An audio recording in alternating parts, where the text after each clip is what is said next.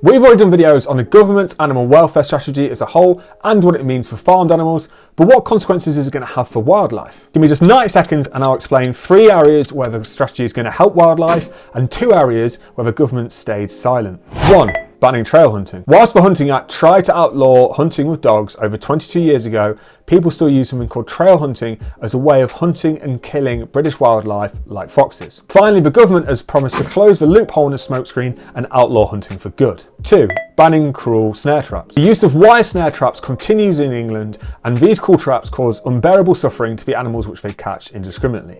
However, the government's come out and said it's going to ban the use of these. 3.